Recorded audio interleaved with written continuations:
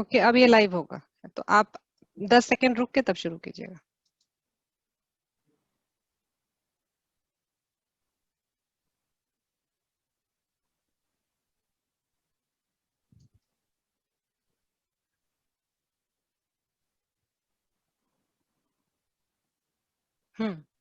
नमस्कार देवियों और सज्जनों,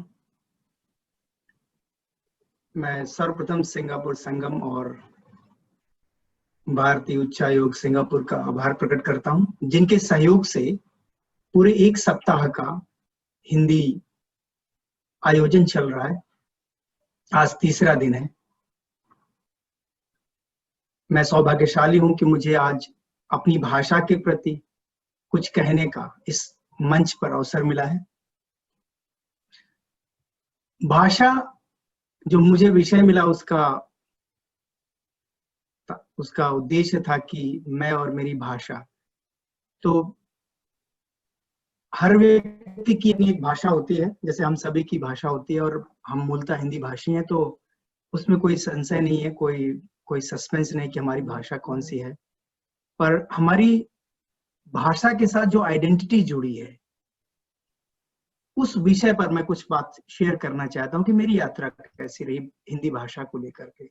तो पूरी पढ़ाई मेरी हिंदी मीडियम में रही, हिंदी माध्यम से मैंने पढ़ाई करी। उसके बाद जब पहली बार मैंने अपना घर छोड़ा, अपना गांव छोड़ा और मैं सीधे चेन्नई पहुंच गया, जहां पर मुझे पहली बार ये महसूस हुआ कि मैं अपनी भाषा के अलावा भी किसी और भाषा में बात करना मेरे लिए आवश्यक है। क्योंकि वहां पर जब मैं एयरफोर्स में ट्रेनिंग के लिए गया, प्रशिक्षण के लिए गया, तो मुझे वहां पर बहुत कम लोग मिले जो हिंदी बोलना चाहते थे, जो क्योंकि बहुत और प्रदेशों के लोग थे। तो वहां पर मुझे पहली बार ये संघर्ष हुआ और मैंने फिर अंग्रेजी सीखी। नए नए अखबार पढ़ता था, हिंदू वहां पर मिलता था चेन्नई में, और इंडियन एक्सप्रेस पढ़ करके मैंने वहां से अपनी अंग्रेजी मजबूत की और फिर वहां पर बोलने लगा। जब आगे बढ़ा जीवन में, तो अंग्रेजी धीरे धीरे मेरे जीवन की मूल भाषा बनती चली गई, क्योंकि फिर मैंने अपनी जो उच्च शिक्षा वित्तीय प्रबंधन में की, वो पूरी की पूरी शिक्षा हिंदी में न होकर के अंग्रेजी में रही। तो यहाँ पर एक आप समझने वाला बिंदु है कि हम अपनी भाषा से दूर कैसे होते जाते हैं। वो दूर इसलिए होते जाते हैं कि जब हम जैसे आगे बढ़ते हैं, लड़का जब 12th के बाद जब बीएससी करता है या और कोई इंजीनियरिंग के लिए जाता है, तो उसके लिए ज्यादातर पढ़ाई आज के समय में भी वो पूरी की पूरी पढ़ाई अंग्रेजी में है। इसी तरह से मैं भाषा से कटता गया, फिर ना मुझे साहित्य में कोई दिलचस्पी रही, ना कोई मुझे भाषा के प्रति जागरूकता रही। मैं अंग्रेजी को अपनी मूल भाषा मानता चला गया, क्योंकि वही मेरी ऑफिशियल लैंग्वेज हुई, जो मुझे काम में यूज करनी पड़ती थी, प्रयोग करनी पड़ती थी। वही मेरी भाषा पढ़ने की हो गई, लिखने की हो गई, उसी में परीक्षा देना हो गया, और ये क्रम चलता रहा। फिर मैंने जब कॉर्पोरेट लाइफ चालू किया एयरफोर्स के बाद, तो वहां पर भी यही क्रम चलता रहा कि मैं देखता रहा कि धीरे मैं इस तरह से आश्वस्त हो गया, एक तरह से मैंने हिंदी को खो दिया। हिंदी सिर्फ मेरे लिए बात करने की भाषा घर पे रह गई या कुछ दोस्तों के थ्रू, अदरवाइज हिंदी से मेरा पूरा का पूरा कटाव हो गया। और यहाँ से ये कैसे हो गया, इसको मैंने रियलाइज भी नहीं किया, इसको मैंने महसूस भी नहीं किया। फिर जब मैं यहाँ पर सिंगापुर आया, और 3-4 साल पहले मैंने कुछ ऐसे प्रोग्राम में भाग लिया जो सिंगापुर में कुछ मंच थे, जैसे हिंदी ग्लोबल फाउंडेशन सिंगापुर में संगम सिंगापुर। जब इन मंचों से मैं जुड़ा, तब मुझे एहसास हुआ कि मैं कितना कटता जा रहा हूँ अपनी भाषा से, मैं कितना दूर होता जा रहा हूँ। फिर मुझे भाषा के बारे में पुनर्विचार करने का अवसर मिला, और फिर मैंने वहां से यात्रा चालू की अपनी, कि मैं हिंदी भाषा को अपनी मूल भाषा समझूं, अपनी मूल भाषा समझकर उसमें कुछ करूं।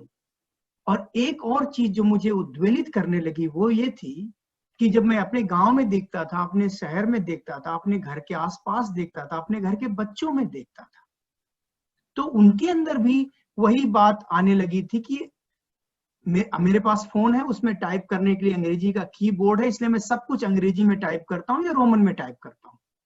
मैं हैप्पी बर्थडे बोलता हूँ, मैं हैप्पी मैरिज एनिवर्सरी बोलता हूँ, मैं अपनी फेसबुक की पोस्ट्स को अंग्रेजी में लिखता हूँ। ये सब आम जीवन का हिस्सा बनता चला गया। तो जब मैंने इस पे विचार किया, तो मैं बोला कि भाषा कहाँ जिंदा रह सकती है जब मैं भाषा का प्रयोग नहीं करता, ना पढ़ने में, ना लिखने में। अपने आम जीवन में, दैनिक जीवन में, तो भाषा कैसे जिंदा रहेगी। और वही चीज मैंने गांव में देखी, शहरों में देखी, भारत में, और युवा पीढ़ी बच्चों में देखी, तो मुझे थोड़ी चिंता होने लगी कि क्या ये सही तरीका है जिस तरह से मैं अपनी मातृभाषा को ट्रीट कर रहा हूँ, या अपनी मातृभाषा के साथ जैसा व्यवहार कर रहा हूँ। और वहां से फिर थोड़ी सी जिद हुई। 3-4 साल पहले मैंने शुरू किया कि अब मैं हिंदी में लिखूंगा, मैं अपनी फेसबुक पोस्ट हिंदी में लिखूंगा, मैं अपने व्हाट्सएप संदेश हिंदी में भेजूंगा, मैं अपने मित्रों को, अपने बच्चों को, अपने घर में अपने संबंधियों को जो कुछ लिखूंगा वो हिंदी में लिखूंगा, उनसे वार्तालाप हिंदी में करूंगा। तो यहां से मेरी जो एक दूसरा कह सकते हैं कि जो मेरी अपनी मातृभाषा की जो डिस्कवरी है, जो खोज है, वो शुरू हुई। और उसके बाद मैंने फिर निश्चय कर लिया कि जो भी मुझे लिखना है, अगर वो संदेश, वो भाव, वो कम्युनिकेशन, वो संचार मुझे अपने लोगों तक पहुंचाना है जो हिंदी जानते हैं, हिंदी भाषा में कंफर्टेबल है, हिंदी भाषा उनकी मूल भाषा है, तो मैं और कोई भाषा का प्रयोग करूंगा ही नहीं। और इस तरह से फिर मैंने ये नियम बना लिया कि अब मैं जो भी लिखूंगा, जहां भी संदेश लिखूंगा, वो हिंदी में होगा। तो ये एक मेरी पहली डिस्कवरी हुई।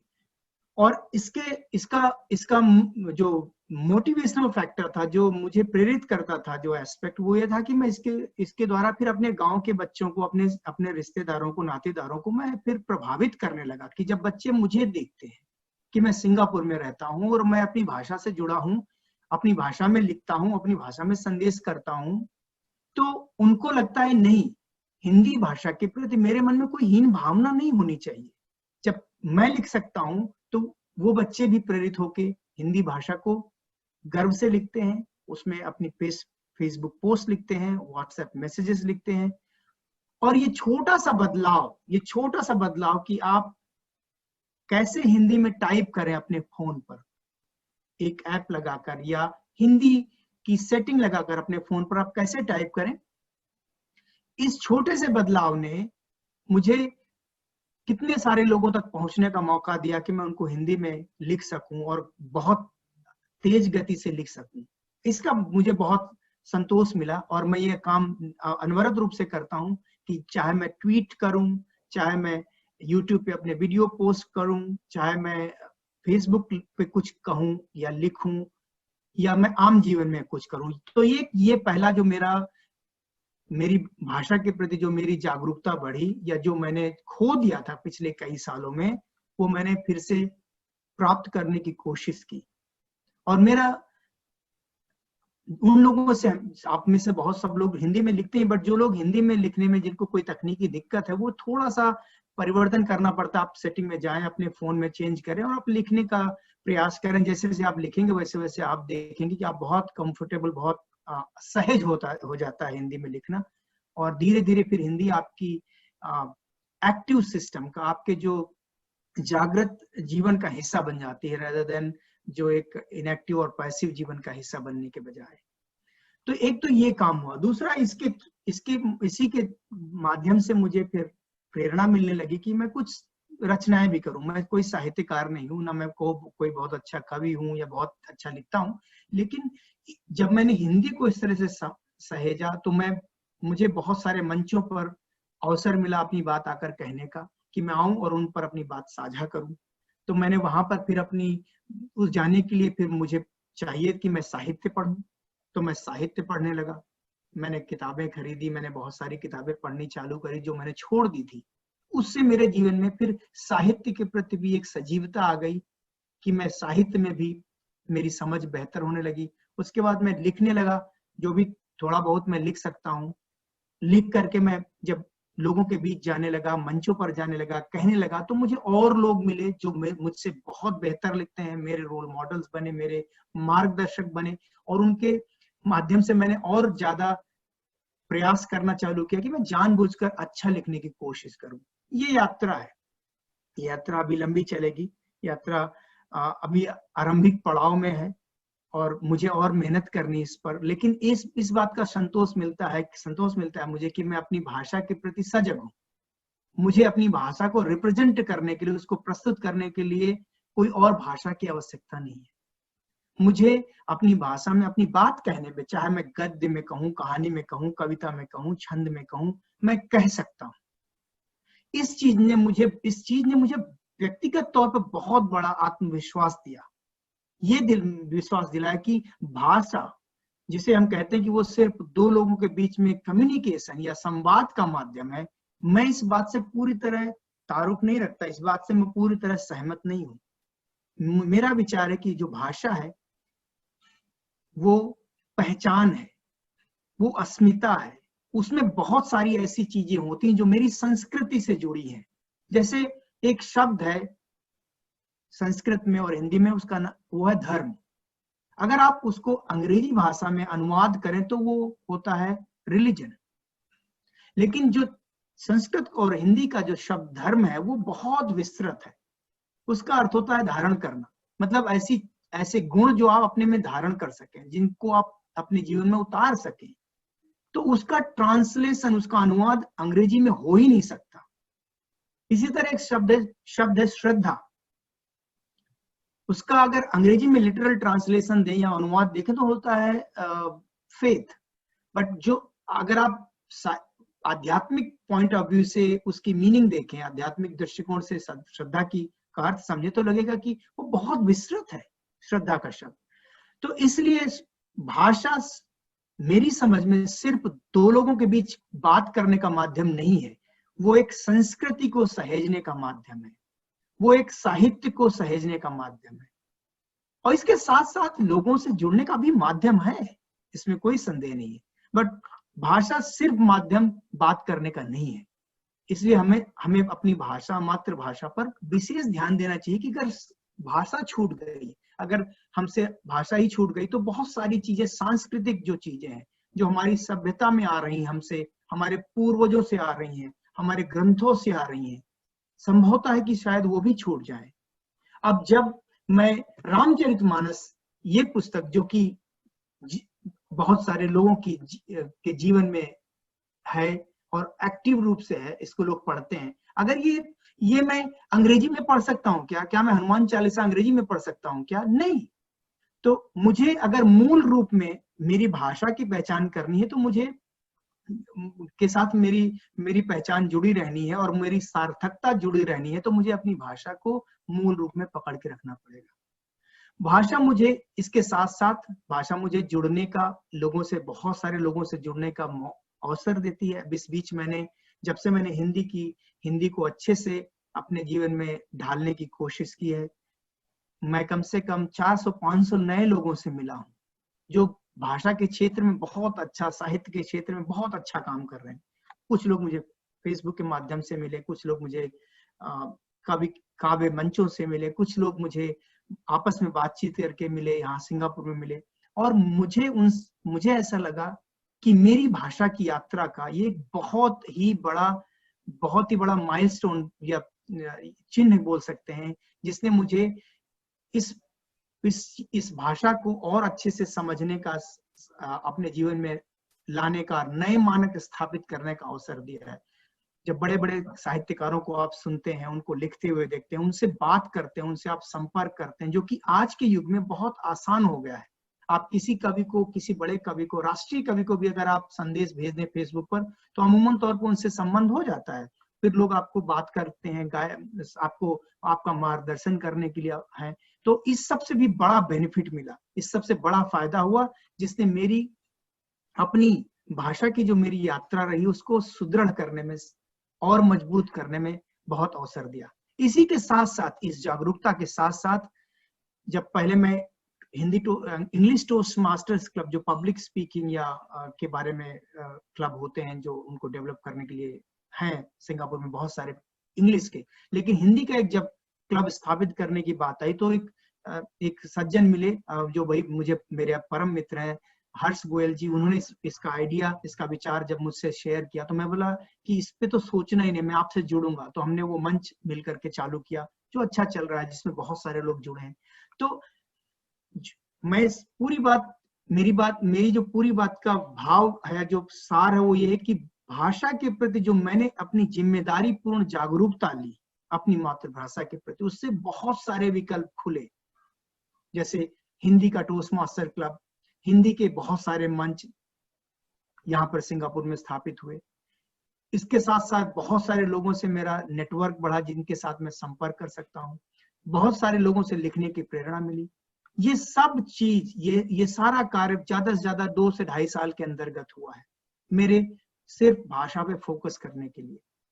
तो ये यात्रा है, ये जारी रहेगी, ये यात्रा लंबी चलेगी। लेकिन मैं आप लोगों से 1-2 चीजें और बांटना चाहता हूँ, वो ये है कि बहुत छोटी छोटी सी चीजें हैं जिन्हें आप अपने जीवन में अडॉप्ट कर सकते हैं, शामिल कर सकते हैं। जैसे आप जब किसी का इंटरव्यू ले रहे हैं, अगर वो कैंडिडेट, वो उम्मीदवार हिंदी भाषी है, हालांकि अमूमन तौर पर भारत में भी जो मल्टीनेशनल कंपनी है, बहुदेशी कंपनियां हैं, वहां पर हम देखते हैं कि जो लोग उत्तर प्रदेश के लिए या हिंदी भाषी क्षेत्रों के लिए भी चुने जाते हैं या उनका चुनाव होता है, बहुदेशी कंपनियां अक्सर उनका भी साक्षात्कार इंग्लिश में करती हैं। मैंने ये मन बनाया कि जब भी ऐसा अवसर आए, अगर आपको अवसर मिलता हो तो आप उनका साक्षात्कार हिंदी में लीजिए। अभी मैंने रिसेंटली यहाँ सिंगापुर में एक उम्मीदवार का मैंने साक्षात्कार लिया और मैंने हिंदी में लिया। तो ये जो अवेयरनेस है, ये जो मैंने एक चेतन मन में मैंने ये ढाल लिया, जहां भी मुझे अवसर मिलता है कि अगर कोई हिंदी भाषी है जो हिंदी में कंफर्टेबल है, चाहे वो बड़ा से बड़ा अधिकारी हो, मैं उससे पूछ लेता हूँ और मेरा संवाद हिंदी में होता है अगर वो भारतीय है। इसी तरह से अगर आप गूगल पे जाते हैं, अगर गूगल पे आप सर्च करते हैं, आप हिंदी में सर्च कर सकते हैं, फेसबुक पे आप हिंदी में सर्च कर सकते हैं, यूट्यूब में मैंने ये सब करना चालू किया। अब बाय डिफॉल्ट गूगल मुझे हिंदी में सर्च करने के लिए बोलता है। इन सब का मुझे किसी विशेषज्ञ ने बताया कि जब आप ऐसा करते हैं तो गूगल, फेसबुक, यूट्यूब जैसे जो बड़े प्लेटफॉर्म है, उन्हें पता चलता है कि हिंदी के बारे में लोग अवेयर हैं, लोग हिंदी का प्रयोग कर रहे हैं। तो वो लोग भी जब अपना इंजन, जो सॉफ्टवेयर, जो एल्गोरिदम लिखते हैं, तो उसमें हिंदी को भी उन्हें लेना पड़ता है। तो आपके एक्टिव होने से, आपके दैनिक जीवन में हिंदी के प्रयोग करने से हिंदी मजबूत होती है। इसलिए ये कहना कि मैं संदेश रोमन में लिखता हूं, उससे क्या फर्क पड़ता है? फर्क पड़ता है, बहुत फर्क पड़ता है। तो आप कोई भी मीडिया का प्लेटफॉर्म ले, सोशल मीडिया का प्लेटफॉर्म ले, आप उस पर अगर हिंदी में अपनी बात कहें, अपनी हिंदी में सर्च करें, हिंदी में अपना नाम लिखें, हिंदी में आप प्रयोग करें, जो भी कर सकते हैं, अगर आप कंफर्टेबल हैं तो आप देखेंगे कि हिंदी अपने आप मजबूत हो जाएगी। क्योंकि ये बाजारवाद है, जहां इससे हिंदी में रोजगार बढ़ेंगे, हिंदी में व्यापार बढ़ेगा, हिंदी में बाजारवाद बढ़ेगा और हिंदी के लिए, हिंदी के साथ काम कर रहे लोगों को तरह तरह के अवसर क्रिएट होंगे। तो आपके प्रयोग करने से, एक और उदाहरण, अगर आप हवाई जहाज में यात्रा कर रहे हैं, आप वहां पर इंग्लिश में भी बहुत सारे मेन्यू होते हैं जिसमें आप तापमान, ऊंचाई, जो एक मूलभूत सूचना है जो प्लेन में आपको दी जाती है, उसे आप हिंदी में जाके सेट कर सकते हैं। आप हिंदी में देख सकते हैं वो चीजें। उससे आपको ये मैसेज आता है एयरलाइंस को कि यस, उन्हें हिंदी में सॉफ्टवेयर बनाना चाहिए, उन्हें हिंदी में चीज देनी चाहिए। अगर हम प्रयोग ही नहीं करेंगे तो थोड़े दिन में हिंदी बंद कर देंगे। जब आप अपने क्रेडिट कार्ड अधिकारी से या बैंकिंग अधिकारी से इंडिया में बात करते हैं, वो पहले आपको अंग्रेजी में बात करेंगे। मैं इंडिया के बैंक से कनेक्टेड हूँ, मुझे फोन करते हैं, तुरंत उनका वार्तालाप अंग्रेजी में चालू हो जाता है डिफॉल्ट मोड में। मैंने एनआरआई हूँ, मैं बाहर बैठा हूँ, हिंदी गायब। मैं उनको तुरंत बोलता हूँ क्या हम हिंदी में बात कर सकते हैं, और हम हिंदी में बात करते हैं। तो ये छोटे छोटे जो बदलाव हैं, मैंने जो जीवन में खुद किए और मैंने उनसे देखा कि मेरी सजगता ने हिंदी को कहीं ना कहीं, पहली बात तो मुझे बताया कि मैं सार्थक हूँ, मैं अपनी भाषा से परे नहीं हूँ, मैं दूर नहीं हूँ। बट ये भी लग रहा है कि अगर मैं ऐसा प्रयास करता हूँ तो इसका अप्रत्यक्ष रूप से प्रभाव पड़ता है कि हिंदी अंतरराष्ट्रीय प्रभाव स्तर पर, या बाजारी स्तर पर, या रोजगारी स्तर पर, या आधुनिक जो इंडस्ट्रियल स्ट्रक्चर पर भी हिंदी मजबूत होती है। तो ये मेरी यात्रा से रिलेटेड ये एक्चुअली मेरा पड़ाव रहा। और बात को समाप्त करने के पहले मैं ये भी कहना चाहता हूँ कि क्योंकि मैं भाषा में कंफर्टेबल होता जाता हूँ, तो जो कोई विषय मिलता है उस पर मैं अपनी बात कह सकता हूँ, मैं लिख सकता हूँ, मैं कोई संवेदना है उसको अपनी भाषा में प्रकट कर सकता हूँ। सबसे बड़ा मुझे जो लगता है, जो फायदा हुआ वो मुझे ये हुआ है, क्योंकि मैं अंग्रेजी में लिखने में, कविताएं लिखने में, अंग्रेजी में अपनी बात कहने में कितना भी पढ़ लूं, वो मेरी नैसर्गिक सोच नहीं है अंग्रेजी, तो उसमें मैं नहीं लिख सकता हूँ। तो जैसे अभी थोड़े दिन पहले जो कुछ घटनाएं हुई देश में, उस पर मैंने कुछ लिखा, तो मैं वो आपके सामने रखता हूँ कि जो बॉम्बे में जो घटनाएं हुई उस पर मैंने लिखा। जब मैंने वो, मेरे मन में वो आक्रोश हुआ उस घटना को लेकर, तो मैंने लिखा, वो बादशाही अफीम खाकर, वो बादशाही अफीम खाकर, गुरूर की दुंदुभी बजाकर, अहम के बुलडोजरों के दम पर ढहा रहा है बसा हुआ घर। है नाचता नग्नता को ढककर वो हर गली पालता है निश्चर, ये रक्त जो आंख में जमा है, ये रक्त जो आंख में जमा है, ये दर्द जो मुझ में आ धसा है, ये घूंट अपमान का जो मैंने अभी पिया है, ये तेरे जुल्म और सितम को मैंने अभी जिया है, ये खाक करके खत्म करेगा तेरे अहम को, ये खाक करके खत्म करेगा तेरे अहम को, ये मेट देगा तेरा सिंहासन तेरे वहम को, निसंस शासक के अंत की दास्तां बनेगा, ये अंधे धृतराष्ट्र का सुलगता मका बनेगा, ये अंधे धृतराष्ट्र का सुलगता मका बनेगा। अब ये रचना मैंने ज्यादा से ज्यादा 15 मिनट में लिख दी, क्योंकि जो आक्रोश था उसकी नैसर्गिक भाषा थी हिंदी, और मैंने उसमें अपने ढंग से लिख दिया। इसका कोई काव्य किया, उसका कोई मूल्यांकन करने की बात नहीं, बट मेरे लिए यही बहुत बड़ी बात है कि मैं अपनी मातृभाषा में, अपनी नैसर्गिक भाषा में अपनी बात कह सकता हूँ। तो ये रहा मेरी एक यात्रा का एक उदाहरण जो मुझे स्वतंत्रता देता है, मुझे ये इस बात की आजादी देता है कि मैं अपने बात को अपने ढंग से कह सकता हूँ, अपने सपने में हिंदी में देख सकता हूँ, और उनको अंतरराष्ट्रीय पटल तक, किसी भी मंच तक उसी भाषा में पहुंचा सकता हूँ। इस वार्ता को समाप्त करने के पहले मैं हिंदी भाषा के प्रति, क्योंकि हिंदी पखवाड़ा चल रहा है, तो कुछ पंक्तियां और रखना चाहूंगा। हिंदी मेरी जननी है, हिंदी मेरी बोली, हिंदी मेरी दिवाली, हिंदी मेरी होली, हिंदी मेरी मीरा है, हिंदी मेरा कबीर, हिंदी मेरी तुलसी है, हिंदी मेरा अबीर, हिंदी मेरी धड़कन है, हिंदी मेरा तराना, हिंदी मेरी स्याही है, हिंदी मेरा फसाना। अब बस दे आशीष इतना, अब तेरे गीत गाऊं, माँ अपनी लेखनी से कुछ ऋण तेरा चुकाऊं, माँ अपनी लेखनी से कुछ ऋण तेरा चुकाऊं। आप सभी का बहुत बहुत आभार हमारे मंच से जुड़ने के लिए, सिंगापुर संगम के मंच से जुड़ने के लिए, और इसी तरह से मैं सिंगापुर में भारतीय उच्चायोग का भी बहुत आभार प्रकट करता हूं इस मंच को पर मुझे स्थान देने के लिए। और आप लोगों को सूचित कर दूं कि ये पूरे 1 सप्ताह का कार्यक्रम है, अगले 4 दिन और भी आप इस तरह की वार्ताएं सुन सकते हैं, तो इसके लिए आप ट्यून रहें सिंगापुर संगम के पेज से। आप लोगों का पुनः बहुत बहुत आभार, सिंगापुर संगम का पुनः आभार। आपकी हिंदी के प्रति निष्ठा, प्रेम ऐसे ही सजग रहे, जागृत रहे, और हम सब मिलकर हिंदी को बलवान, बलवती और सार्थक बनाते रहें अपनी अपनी हिंदी यात्रा में, अपनी अपनी भाषा यात्रा में। नमस्कार, जय हिंद, जय हिंदी, वंदे मातरम।